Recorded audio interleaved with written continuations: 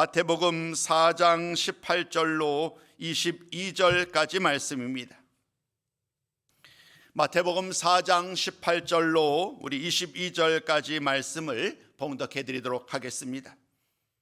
갈릴리 해변에 다니시다가 두 형제 곧 베드로라 하는 시몬과 그의 형제 안드레가 바다에 금을 던지는 것을 보시니 그들은 어부라.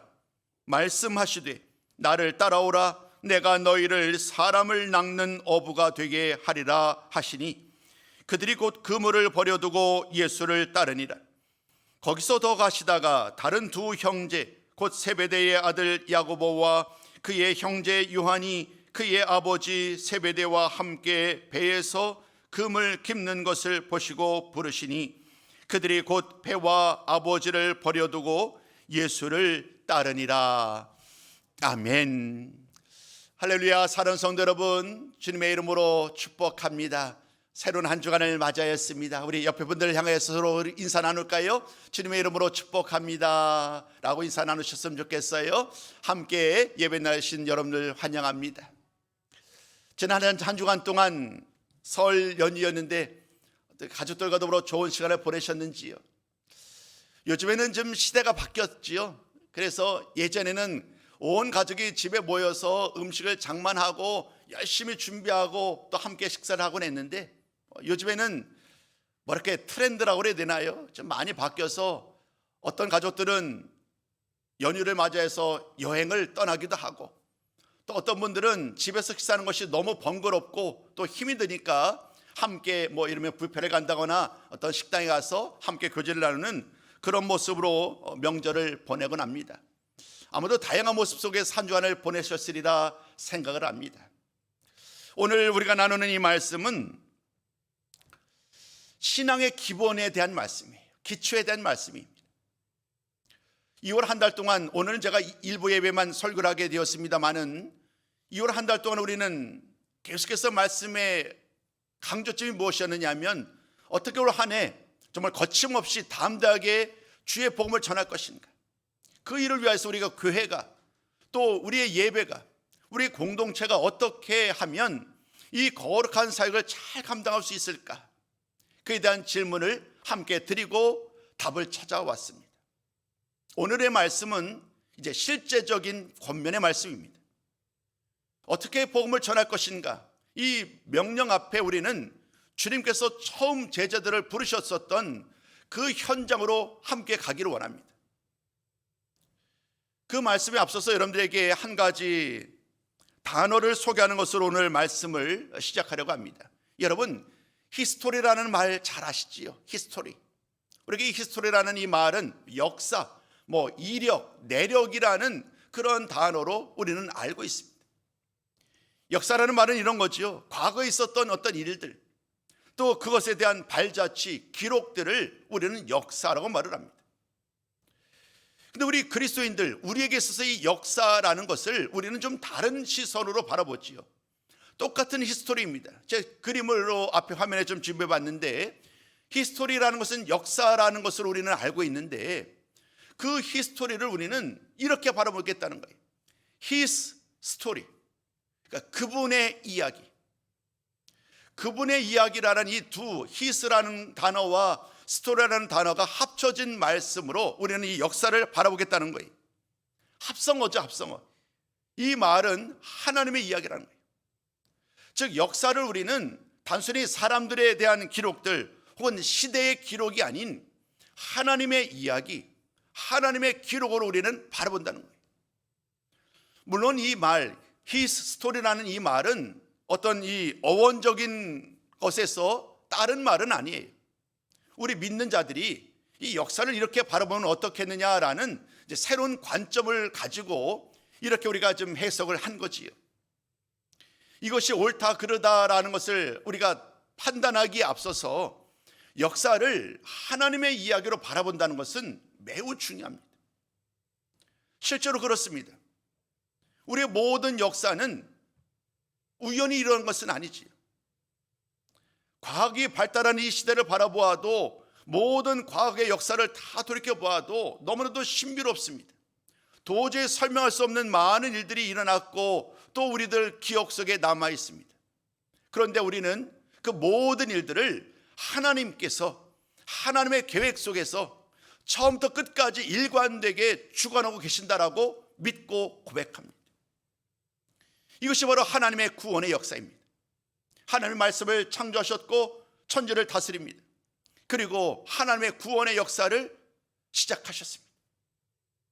성경 말씀을 통하여 우리는 이러한 창조와 타락과 구속의 역사를 매일매일 모든 말씀을 통하여 만나고 있습니다. 자, 그렇다면 이런 놀라운 하나님의 이야기, 하나님의 구원 역사와 관련하여서 가장 중요한 일, 우리가 놓치지 않아야 될 일이 무엇일까요? 그것이 뭐냐면 바로 하나님께서 독생자 예수를 이 세상에 보내셨다는 거예요. 왜냐하면 예수님은 구원의 근원이 되셨어요.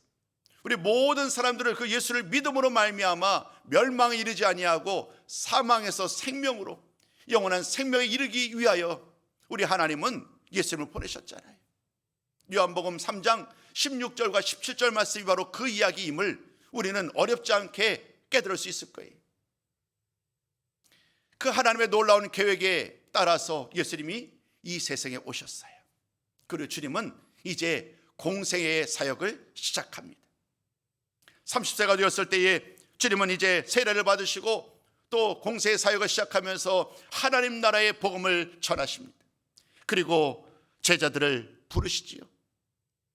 때로는 기적을 행하시고 때로는 병자를 낫는 치유의 역사를 행하시면서 가르치시고 전파하시고 치유하시는 이 사역을 통하여 하나님 나라의 구원의 사역을 드디어 시작하셨습니다.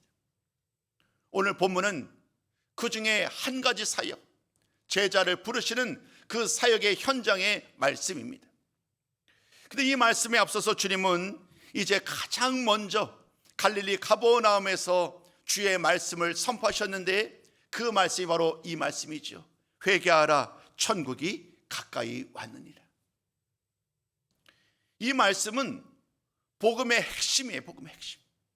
회개하라, 천국이 가까웠다라는 이 말씀은 복음의 핵심이기에 우리 주님은 처음부터 이 말씀을 선포하시면서 수많은 사람들에게 회개할 것과 하나님 나라에 동참할 것을 그들에게 초대하고 권면합니다. 회개, 단순히 나의 잘못을 고백하는 정도로 끝나는 것이 아니라 단순히 후회하는 것을 넘어서서 우리의 생각과 우리의 삶을 완전히 방향을 트는 거예요. 하나님께로 나의 시선을 집중하고 하나님의 말씀을 따라 하나님께 나의 생각과 삶의 모든 삶의 목적을 집중하고 하나님을 따라 나아가는 것, 이것이 진정한 회개의 의미지요. 더 나아가서 주님은 이렇게 말씀하셨어요. 천국이 가까이 왔다. 하나님의 다스림을 받는 시대가 예수님을 통하여 임하였으니 이제는 그 예수님을 믿음으로 말미암아 그 하나님 나라의 권세에 함께 참여하는 은혜를 누리지 않겠느냐.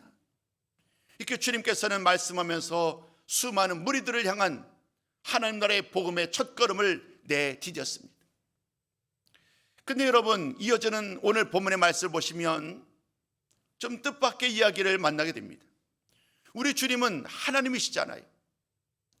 우리 주님께서는 모든 것을 능치 못할 분이 없으신 분이에요. 이제 우리는 마태복음의 말씀을 쭉 이어가다 보면 주님이 얼마나 능력이 많으신 분인지를 만나게 되실 거예요. 어찌 보면 굳이 제자를 부르실 필요도 없었겠지요. 주님께서 홀로 다 행하실 수 있으니까요. 그러나 주님은 오늘 본문에 보시는 것처럼 그렇게 행하지 않습니다. 주님은 오늘 제자들을 불러요. 오늘 본문에는 4명의 제자를 부르는 그 역사적인 현장의 이야기입니다. 바로 시몬 베드로와 안드레, 그리고 야고보와 요한, 그 4명의 제자들을 부르시는 이 모습은 우리들에게 주님이 이 제자들을 얼마나 소중하게 여기는지를 알게 됩니다. 주님은 영원토록 제자들과 더불어 함께하지 못해요. 3년입니다. 주님에게 허락된 시간 3년이라는 시간 동안 열심히 가르치고 전파하고 치유하는 사역을 감당하겠지만 그 이후의 일들은 주님이 아닌 누군가가 감당해야 되는 일이에요. 우리 주님은 오늘 말씀을 전하고 계시지만 3년 후의 일을 준비하고 계시는 거예요. 주님이 떠나시면 누군가가 주님의 전하셨던 그 모든 말씀을 대신 전해야 되는데 주님은 그 일을 위하여 오늘 제자를 부르시는 거예요. 이 제자를 부르시는 이 말씀 가운데 오늘 우리는 이 부르심의 의미가 무엇인가, 부르심의 목적이 무엇인가에 대한 말씀을 좀 주목하려고 합니다. 이제 오늘 본문의 말씀으로 한번 들어가셔서 오늘 주님의 말씀 가운데 담겨져 있는 의미를 함께 좀 나누기 원합니다. 첫 번째 제목을 우리 한번 같이 읽어보면 어떨까요? 첫 번째 제목입니다. 우리 한번 같이 읽어봅니다. 시작. 주님의 부르심은. 주님의 부르심은요, 버림과 따름을 요구한다는 거예요. 오늘 주님께서는 갈릴리 해변을 걷고 계셨어요. 그러다가 두 형제를 만나게 되죠. 그들의 이름은 시몬, 베드로와 안드레였습니다. 그들은 여러분이 잘 아시는 것처럼 어부입니다. 어부였던 그들은 열심히 바다에서 그물을 던지고 있었습니다. 그때 주님께서 그들을 향하여 말씀하지요. 나를 따라오라. 나를 따라오라. 내가 너희를 사람을 낚는 어부가 되게 하리라. 이렇게 주님은 그들을 향하여서 외쳤습니다. 놀라운 일들이 벌어지죠.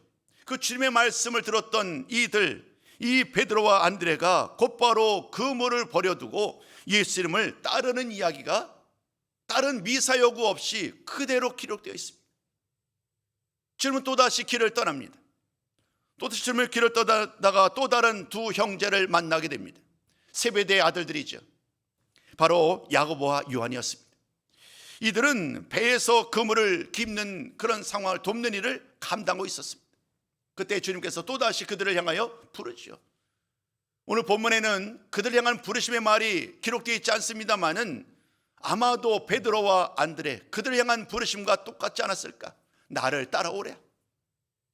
나를 따라오라. 내가 너희를 사람을 낚는 어부가 되게 하리라 라는 그 말씀에 그들 역시 배와 아버지를 버려두고 주님을 따라 나섭니다.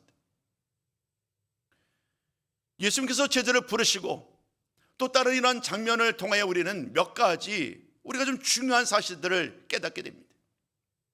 앞서 첫 번째 단락의 제목으로 공유해 드린 것처럼 오늘 우리는 첫 번째 부르심은 버림을 요구한다는 사실을 깨닫게 되는 거예요. 주님이 제자를 부르셨다는 이 말씀도 매우 중요합니다. 나를 따라오라라는 말씀도 중요한데 우리는 이어지는 이 제자들 4명의 어부들의 행동을 보면 주님의 부르심에 필요한 것이 있음을 깨닫게 돼요. 그것이 뭐냐 하면 그들이 지금까지 누려왔던 모든 것, 나의 인생의 삶에 유익된 것, 나의 생활을 편하게 했던 것들, 익숙한 것들을 비롯한 많은 것들을 그들이 이제까지 누려왔어요. 어부로서 그들의 삶이 힘에 겨웠겠지만 참으로 오늘 맨 나중에 예화로 잠깐 나누겠습니다마는 이 어부의 삶이 평탄하지만은 않았거든요. 얼마나 힘겨운 삶의 현장이었는지. 그런데 오늘 주님께서는 이들을 어부에서 제대로 부르시는 과정 가운데 그들로 하여금 지금까지 누려왔던 모든 것들을 기꺼이 버려야 함을 분명하게 말씀하고 있어요. 하나님 나라의 사역을 감당하는 일, 그 귀한 사역을 감당하는 일을 위해서 오늘 주님은 그들에게 나를 따르라라고 명령하였고 제자들은 곧바로 주님을 따라 나서는 과정 속에서 그들에게 익숙했던 것, 바로 그물, 또 배, 그리고 심지어 가족까지 버려두고 예수님을 따라 나서는 이러한 장면들을 보게 됩니다. 여러분, 이 말씀 가운데 우리는 하나님 나라의 사역을 감당하는 일, 주님의 제자가 된다는 것이 무엇을 의미하는지를 우리는 깨달아야 합니다. 오늘 주님의 부르심은 버림을 요구한다는 이 말씀 속에서 그 답이 찾아 있습니다. 주님을 따라 나선다면 지금까지 내가 붙잡아 왔고 지금까지 내가 누려왔던 그 모든 일들이 결코 첫 번째 삶의 우선순위가 될 수 없음을 분명히 말합니다. 심지어 가족도 예외가 아니라고 주님은 말씀합니다. 이 말을 오해하지 않았으면 좋겠어요. 오늘 이 제자들이, 어부들이 생업과 가족을 버려두고 예수님을 따라 나섰잖아요. 주님을 따라 나선다는 것이 가족과의 단절을 의미하는 것은 아니라는 거예요. 이 말의 의미는 이런 거지요. 내가 살아가는 이 삶의 여정 가운데 과연 진정으로 무엇이 중요한 것인가? 하나님 나라의 제자로, 주님의 제자로 부름받는다는 것은 그 어떤 일들보다도 주님의 부르심에 순종하는 일이 중요함을 일깨워주는 말씀이에요. 내가 누려왔던 것들, 삶의 그 모든 일들, 그리고 심지어 가정마저도 주님의 일을 위한 일들보다 앞설 수 없음을 오늘 주님은 이들의 이야기를 통하여 분명하게 보여줍니다. 부르심에는 버림이 요구된다라는 말씀을 통하여 우리는 이들 모두가 그 자신이 가져왔던, 자신이 즐거워 감당해왔던 많은 일들을 다 마무리하고 끝내고 주님을 따라 나서는 장면들을 보게 됩니다. 두 번째 말씀은 이 부르심에는 바로 따름을 요구한다는 말씀도 자연스럽게 이어지게 됩니다. 생업을, 가족을 뒤로 하고 그들은 주님을 따라 나섭니다. 그 따라 나섬의 과정 속에서 우리는 즉각적인 순종의 모습으로 이들이 주님을 따라 나섰음을 깨닫게 됩니다. 근데 여러분, 이 말씀이 얼마나 중요한지요. 오늘 본문에는 등장하지 않습니다만은 마태복음 8장 18절 이하 22절 말씀을 보면 또 다른 사람들에 대한 예를 주님이 언급을 합니다. 이 네 명의 어부들이 아닌 또 다른 사람들이 등장하는데 두 사람이 등장해요. 그 말씀에는 한 명의 서기관, 이름을 알 수 없는 또 다른 주님의 제자입니다. 주님은 그들을 향해서 똑같이 말을 합니다. 주님을 따르라는 거지요. 한 서기관은요, 아주 당당하게 단호하게 말합니다. 네, 제가 주님을 따르겠습니다. 오늘 네 명의 제자들이 자신이 즐거웠던 것을 버리고 주님을 따라 나섰던 모습과 다르지 않습니다. 오히려 더 당당하게 이 한 서기관은 말합니다. 제가 주님을 따르겠습니다. 아주 당당하게 주님을 말씀하는데 놀랍게도 주님의 반응은 그렇게 긍정적이지가 않아요. 주님은 제자로 주님을 따른다는 것이 어떠한 것인지를 현실을 그에게 보여줍니다. 한마디로 주님은 머리 쉴 곳도 없이 하나님 나라의 일을 위하여 달려가야 하는 그러한 일이 바로 이 하나님 나라의 일이라는 거예요. 근데 이 서기관은요, 아주 긍정적으로 내가 주를 따르겠다라고 말을 했지만 정작 그 주님을 따른다는 것이 어떤 일인지를 전혀 알지 못해요. 주님은 그래서 그런 그 서기관을 이 얘기를 합니다. 내가 과연 내가 가는 길을 알 수 있겠느냐. 주님의 제자로서 정말 머리를 둘 곳 없이 바쁜 그 모든 삶의 여정, 주님의 가실 곳을 알지 못한 채 입술로 내가 주를 따르겠다라는 그 말이 과연 옳은 말이겠느냐. 이렇게 주님은 말씀을 하지요. 그 말을 듣고 있던 제자 중 한 사람이 또다시 말을 합니다. 내가 나로 하여금 내 아버지를 장사한 다음에 내가 주님을 따르겠습니다. 그 말을 들었던 주님은 곧바로 이렇게 얘기를 합니다. 우리 한번 이 말씀은 함께 좀 나눌 필요가 있을 것 같습니다. 8장 22절 말씀은 함께 좀 나누기 원합니다. 함께 읽어봅니다. 시작. 예수께서 이르시되 죽은 자들이 그들의 죽은 자들을 장사하게 하고 너는 나를 따르라 하시니라. 주님을 따른다는 것이 무엇을 의미하는지, 부모를 장사하는 일, 이 일도 가족으로서 얼마나 중요한 일이겠어요. 그러나 하나님의 나라의 일을 위하여, 하나님 나라의 그 사역을 감당하기 위한 일이라고 한다면 그 어떤 것보다도 주님을 따르는 일, 이것이야말로 첫 번째 제자로서의 삶의 첫 번째 우선순위라고 주님은 말씀합니다. 그 어떤 것도 예외일 수 없다는 거예요. 그 어떤 이유로도 주님을 따르는 일을 미룰 수 없다는 거예요. 즉각적인 순종이야말로 주님의 제자로 부름받은 성도들이 따라야 할 가장 중요한 모범임을 깨닫게 됩니다. 오늘 우리는 주님의 부르심이 버림과 따름을 요구한다라는 말씀을 드렸어요. 이 말씀을 좀 다른 말로 표현하면 이런 거예요. 우리에게 살아왔던 삶의 우선순위, 삶의 방식과 삶의 목표, 심지어 사람들과의 관계에 이르기까지 모든 것을 재조정하셔야 된다는 거예요. 우리 주님께, 우리 하나님께 우리의 모든 삶의 목표와 방향성까지도 재조정하고 주님을 따라 나서는 이 일이야말로 주님의 참된 제자의 모습이겠지요. 오늘 만났던 4명의 제자들, 그들이 이런 주님의 말씀을 온전히 이해했는지 그렇지 못했는지 우리는 알 수 없지요. 시간이 지난 다음에 우리는 그 당시 그 따라 나섰던 제자들의 현상을 우리가 말씀을 통하여 발견하게 될 텐데, 그 말씀은 이어지는 이 2번째 단락의 말씀을 통하여 함께 좀 설명을 드리고자 합니다. 나를 따르라 라는 주님의 말씀에 오늘 본문에는 4명의 제자들이 자신의 이제까지 누려왔던 모든 것을 다 버려두고 예수님을 따라 나섰습니다. 생업과 가족을 버려두고 예수님을 따라 나선 것입니다. 그런 제자들을 향한, 어부들을 향한 주의 말씀을 여러분 잘 아시죠? 우리 주님은 이렇게 말합니다. 예수님께서 그들을 영혼의 어부로 부르셨다는 거예요. 사람을 낚는 어부라는 말씀으로 우리가 기억하고 있지요. 사람을 낚는 어부. 이 사람을 낚는 어부가 의미하는 것은요, 이런 거예요. 사람들의 어부, 혹은 죽어가는 영혼들을 살리는, 이 영혼을 부르시고 영혼을 살리는 사역을 감당하는 어부로서 불렀다는 거예요. 여러분, 이 말씀이 얼마나 중요한지 몰라요. 여러분, 저는 오늘 이 말씀을 참 눈여겨보면 제자들이 주님을 따라 나서는 일이 망설임이 없잖아요. 망설임이 없이 주님을 따라 나섰는데 아직 주님은 그 어떤 기적도 행하지 않았어요. 우리 주님은 그 어떤 치유의 역사도 행하지 않으셨단 말이에요. 그럼에도 불구하고 오늘 이 4명의 어부들은 즉각적으로 주님을 따라 나섰습니다. 여러분, 이것을 어떻게 우리가 설명해야 될까요? 그들이 믿음이 탁월하여서 주님의 말씀을 듣고 곧바로 따라 나설 수 있을 것이다. 이것이 첫 번째 가능성이지요. 그러나 마태복음은 이렇게 바라보는 것 같진 않아요. 이어지는 3년의 공생의 사역 동안에 제자들을 바라보는 시선은요, 그렇게 긍정적이지 않아요.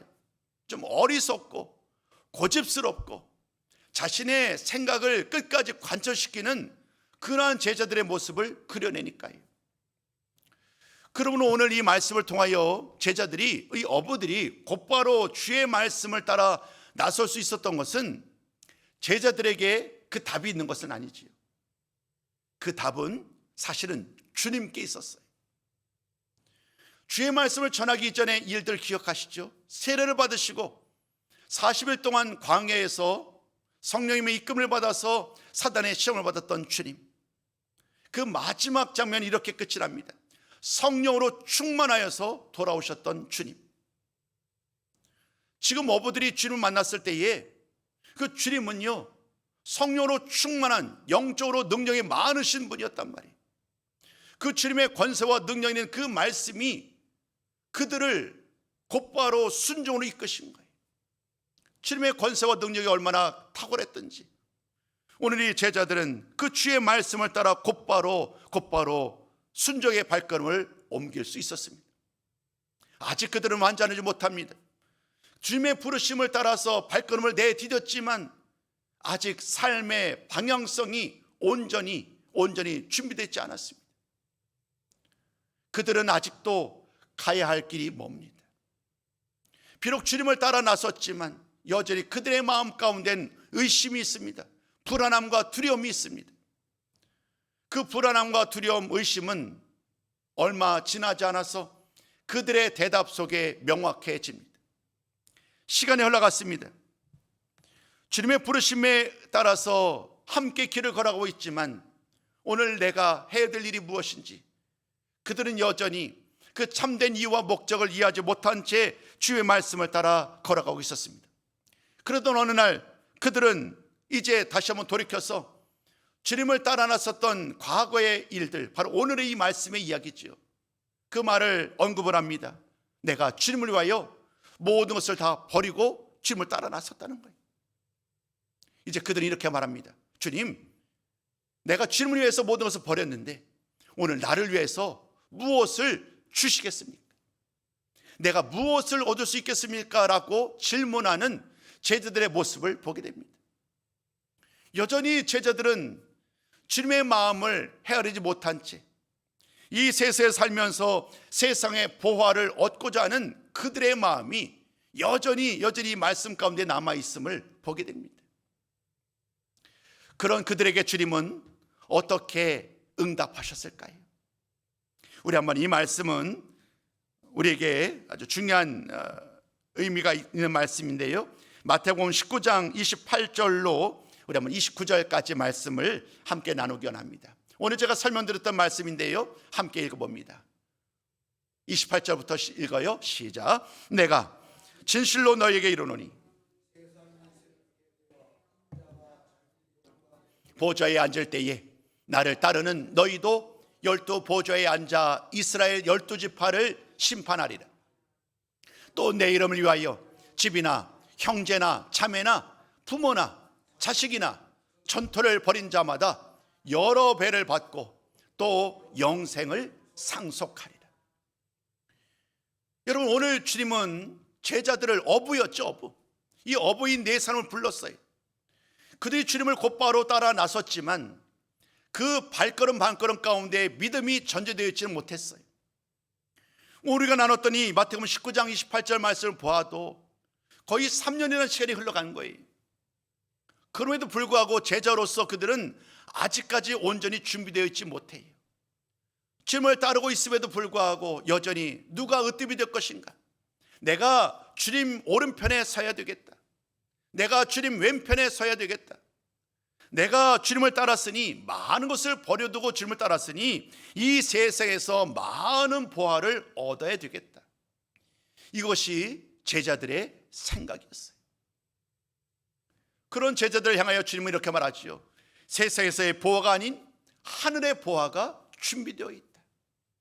영원한 하나님 나라에서 누릴 그 영원한 하나님 나라의 선물, 영원히 사라지지 아니하는 이 세상에 줄 수 없는 영원한 하나님 나라에 약속된 그 귀한 영생을 상속하고 그 기쁨을 누릴 일들이 여러분들에게 남아있지 않느냐?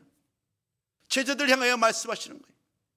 이 세상에 누릴 사라질 것을 탐하고 그것을 움켜잡으려 하지 말고 영원한 하나님 나라에 소망을 두고 오늘도 나의 제자로, 주님의 제자로 함께 이 걸음을 걸어가지 않겠느냐라는 주님의 초청의 말씀입니다. 오늘 우리는 그 역사적 현장의 맨 첫 걸음을 함께 나눈 거예요. 여러분, 이 제자로서의 첫 걸음을 내딛는 일들은 결코 쉬운 일이 아닙니다. 말씀을 준비하다가 화면에 좀 띄워주셔도 좋을 것 같아요. 그림을 제가 준비해 봤는데요, 왼편의 그림은 그냥 상상화예요. 상상화. 요즘에는 뭐 챗 GPT 같은 것을 하면 이렇게 그림을 주어요. 막 타이핑을 쳐서 1세기 그 고기 잡는 배의 모습을 좀 그려달라 그러면 이제 이런 그림을 그려주는 거예요. 여러분 보시기에 오른편 하단이죠. 오른편 하단은 것은요, 실제 배예요. 실제 배. 1986년이에요. 1986년에 아주 심각한 가뭄이 이스라엘에 임하입니다. 그 갈릴리 바다에 임하였고 가뭄 때문에 이제 그 수위가 낮아집니다. 당연스럽게 갯벌이 드러나게 되겠지요. 갯벌이 드러나는 과정에서 이제 추정하는 거예요. 이 배의 잔해가 발견된 거예요. 이 배의 잔해가 발견되었고 그 잔해를 한번 추적해 보니까 뭐 방위 원소라고 해서 역사를 추정할 수 있잖아요. 추정해 봤더니 기원 후 50년, 그리고 기원 전 50년에서 기원 50년 사이에 있었던 배다라는 것을 이제 확인을 하게 됩니다. 그래서 이 배를 발견한 다음에 이름을 붙여요. 이름을. 그 이름이 뭐냐면 지저스 보트예요. 예수님이 타던 당시의 배라는 거지요. 오늘 제가 좀 전에 그 그림을 굳이 소개시켜드렸던 이유는 뭐냐면 그 배의 구조, 또 배를 만들었던 그 나무들을 보았더니 희한한 일이 있더라는 거예요. 이 배를, 이 가뭄 때문에 드러나는 배를 보았더니 이 배를 만들었던 배의 나무에 소유됐던 것들이 뭐 백향목, 떡갈나무, 뭐 소나무 등등 무려 12가지가 되는 다양한 나무들을 가지고 이 배를 만들었다는 거예요. 여러분, 우리가 여기에서 한 가지 힌트를 발견해야 되는 거예요. 어부의 삶. 그 당시 예수님 당시에 이 어부의 삶이 얼마나 처절한 삶의 현장이었는지. 아무도 배를 타고 다니다가 아무도 어느 한쪽 구석이 일면 오래돼서 부식될 수 있지 않겠어요? 그러면 주변에 있는 또 다른 나무를 가지고 거기를 때우는 거예요. 주변에 만약에 떡갈나무가 있으면 떡갈나무를 가다가 그 흠집 난 곳에 나무를 덧대는 거지. 또 배를 타고 다니다가 또다시 어느 한쪽에서 또다시 물이 들어오게 되면 또 다른 나무를 가지고 그것을 또 땜빵을 하는 거예요. 어부의 삶이 얼마나 처절한지, 이 흔적으로 발견된 이 배를 통하여서 그 당시의 어부들의 삶의 얼마나 힘겨운 삶이었는지를 우리 이제 미뤄 짐작할 수 있어요. 여러분, 이 말씀을 가지고 오늘 결론 말씀을 드리러 갑니다.